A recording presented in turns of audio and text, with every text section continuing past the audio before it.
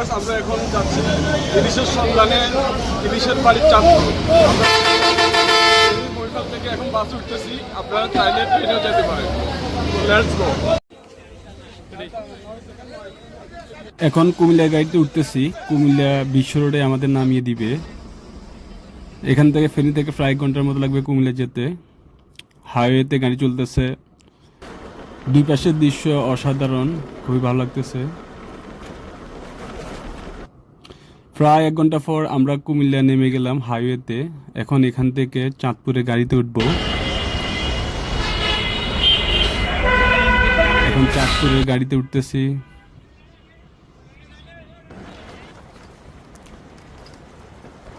চাঁদপুর যাওয়ার পথে আছি।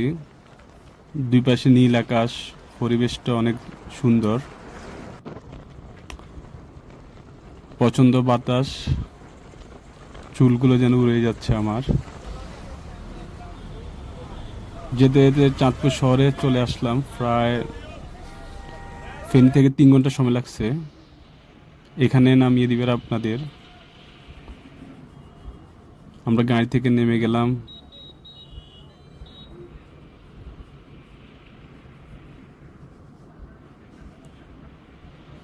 এখান থেকে আবার রিক্সায় করে যেতে হবে।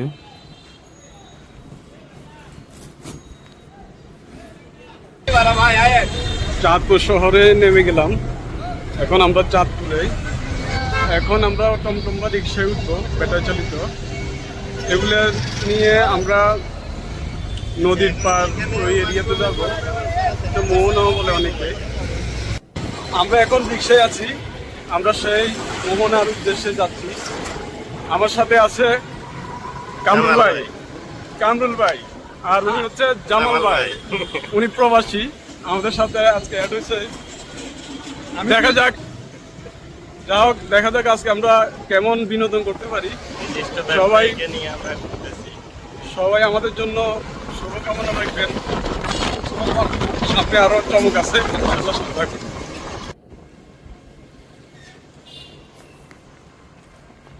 রিক্সায় চড়ে যাচ্ছি, দেখা যাক কতক্ষণ সময় লাগে। আর পরিবেশটাও ভালো লাগতেছে, নতুন জায়গায়। রাস্তার পাড়ে লেকটা অনেক ভালো লাগতেছে, সুন্দর খুব। আমরা পৌঁছে গেলাম। পৌঁছে প্রথমে একটি ইলিশের ভাস্কর্য দেখতে পাচ্ছি।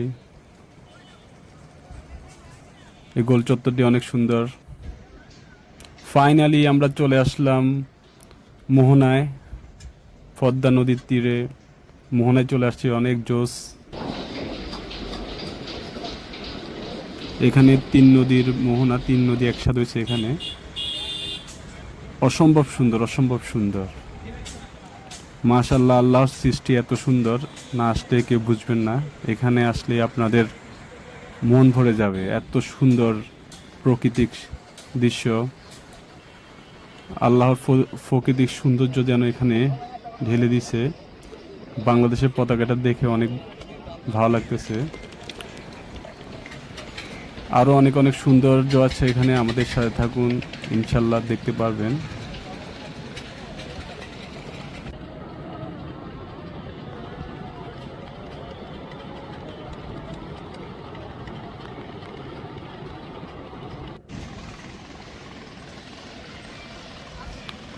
এখানে অনেক বাতাস, ভালোই লাগে।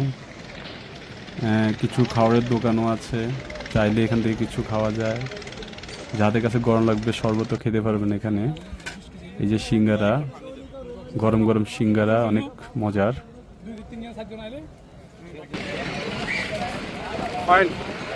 অনেক মজা।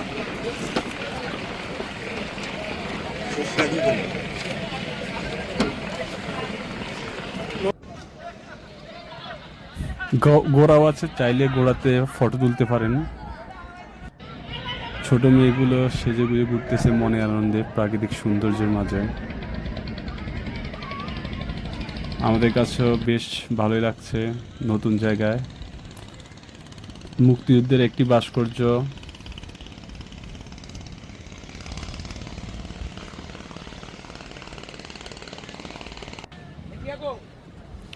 এত সুন্দর ভিউ, এত সৌন্দর্য আল্লাহর সৃষ্টি, এত সুন্দর, ভ্রমণ না করলে কেউ বুঝবেন না। অসংখ্য পর্যটক এখানে। আমরা এখন আছি দুপুর বেলায়, তাই পর্যটক কিছুটা কম আছে। বিকেলে কিন্তু প্রচুর পর্যটক থাকে এখানে। এখানে সবাই মনের আনন্দের জন্য আসে। এখানে মনের খোরাক, প্রাকৃতিক সান্নিধ্যে আসলে এটাই মনের খোরাক। আপনার মন ফ্রেশ হয়ে যাবে এখানে আসলে। এখানে অনেক ফুলও আছে, চাইলে কাউকে গিফটও করতে পারেন। ওয়াও ওয়াও ওয়াও, অসাধারণ অসাধারণ দৃশ্য, কি দারুণ! দেখুন, অসাধারণ দৃশ্য, এত দারুণ ভিউ। গাছগুলো নদীর দিকে একদম ঢলে আছে, অনেক জোস লাগতেছে, অনেক জোস। এখানে আসতে কেউ ভুল করবেন না, একবার হলে ঘুরে যাবেন। যারা এসেছে তারাই জানে এখানে সৌন্দর্য সম্পর্কে।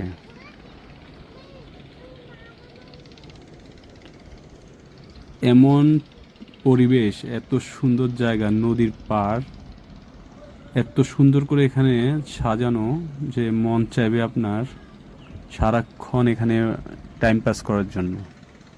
অনেকেই পরিবার পরিজন নিয়ে এখানে বসে আছেন জাস্ট একটু মনের আনন্দের জন্য। সামনে বিশাল নদী, অথই পানি, পানির শেষ কোথায় আল্লাহ জানে। জোয়ার আসতেছে তাই পানি উত্তাল এখন।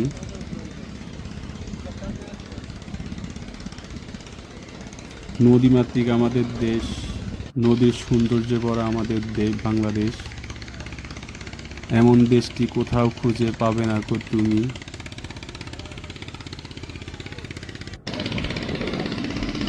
সেরা আমার বাংলাদেশ, প্রাকৃতিক সৌন্দর্যে ভরপুর। একটি জাহাজ যাচ্ছে।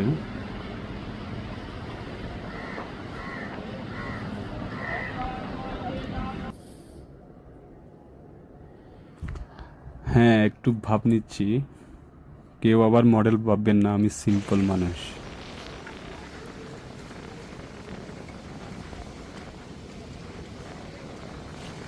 এখানে আসা মানে মনের দারুণ ফিলিংস, প্রাকৃতিক সৌন্দর্য, ওই যে নদী, মন হারিয়ে যাবে একদম। ফুলের মালাগুলো, ভিউটা অনেক সুন্দর দেখাচ্ছে।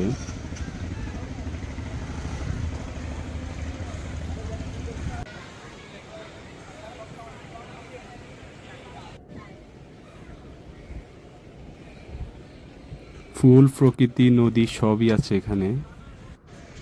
কি চান আর! দেখুন না, ঝুলন্ত ফুলগুলো কেমন সুন্দর দেখাচ্ছে প্রকৃতিতে।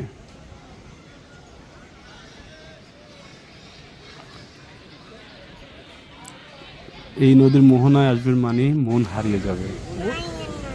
হয়তো আপনিও হারিয়ে যেতে পারেন, এখান থেকে যাইতে চাইবেন না। নদীর পাড়ে বসে বসে এসব সিনগুলো দেখতে কত মজা। এই যে দেখুন, এগুলো হচ্ছে নদীর বাঁধ সংরক্ষণ করার জন্য তৈরি করা। এখানে আছে সারি সারি অনেক নৌকা, সারি সারি নৌকার দল নদীর পাড়ে। ভাবতে দেখতে যেন অসাধারণ লাগতেছে। আমার কাছে অনেক ভালো লাগতেছে, আপনাদের কাছে দেখে কেমন লাগতেছে জানি না, হয়তো অনেক ভালো লাগবে। এমন দৃশ্য আমরা ছবিতে দেখে থাকি, ছবির মতো সুন্দর যেন এখানে প্রকৃতি। মাশাআল্লাহ, অনেক সুন্দর প্রকৃতি। ছোট মেয়েটি কত রিক্সে গাছের উপরে পড়ে গেলে কিন্তু অ্যাক্সিডেন্ট করবে।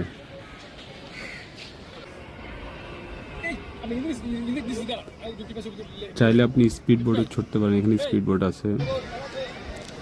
বিনোদনের জন্য চমৎকার একটি জায়গা। আমাদেরও যাওয়ার পালা, চলে যাব। এখন যাচ্ছি আমরা পাশে একটি মাছের বিশাল আড়ত, অনেক বিশাল ইলিশ মাছের আড়ত। এখানে পৃথিবীর বিখ্যাত পদ্মার রূপালী ইলিশ এখান থেকে পুরো পৃথিবীতে সাপ্লাই হয়। নদী থেকে ধরেই জেলেরা এখানে নিয়ে আসে, এখানে নিলাম হয়, এখানে বিক্রি হয়, এখান থেকে সারা দেশে সাপ্লাই হয়। এখানে পেয়ে যাবেন একদম তাজা ইলিশ, যেগুলো একদম তাজা, সদ্য ধরা, জেলেরা ধরছে, ধরে নিয়ে আসছে। নদীর ইলিশ, মিঠা পানির ইলিশ, স্বাদ কেমন সে সবাই জানে, এই জন্যই তো বিখ্যাত এই ইলিশ। সাগর ইলিশ থেকে নদীর ইলিশ সবচেয়ে বেশি স্বাদ বেশি। নদীতে ডিম পাড়ার উদ্দেশ্যে তারা আসে, তখন জেলেদের জালে ধরা পড়ে।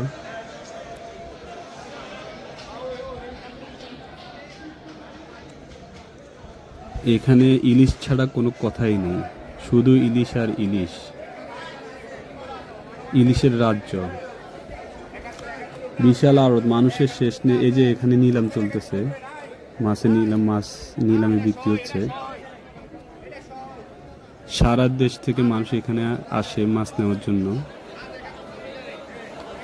মানুষের ঢল দেখুন।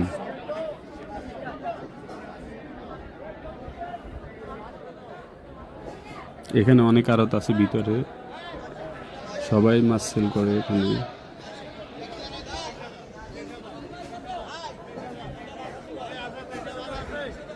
রূপালী ইলিশের ভান্ডার, এই পদ্মা নদীর পার। অনেক ঘোরাঘুরি হলো, এবার যাওয়ার পালা। চলে আসছি রেল স্টেশনে। আসার সময় বাসে আসলেও যাওয়ার সময় ট্রেনে যাব। ট্রেন চড়ার অন্য একটা বিনোদন আছে। হঠাৎ বৃষ্টি শুরু হয়ে গেল, বৃষ্টির মাঝে প্রকৃতিটা যেন আরেক রূপ ধারণ করছে। আজকে ট্রেনটা অনেক লেট করতেছে, যাত্রীদের ভোগান্তি, অনেক যাত্রী জমে আছে, কারণ লোকাল ট্রেন শিডিউল ঠিক থাকে না। ঝুম ঝুম বৃষ্টি ঝরতেছে, দারুণ পরিবেশ। অবশেষে আমাদের কাঙ্ক্ষিত ট্রেনটি চলে আসতেছে, আমাদেরও বিদায় নেওয়ার পালা। কেমন লাগলো আমার ব্লগটি জানাবেন। সবাইকে অসংখ্য ধন্যবাদ। আসসালামু আলাইকুম রহমতুল্লাহ। আমাদের ট্রেন চলে আসছে, আমরা এখন ট্রেনে উঠে যাব। আল্লাহ হাফেজ।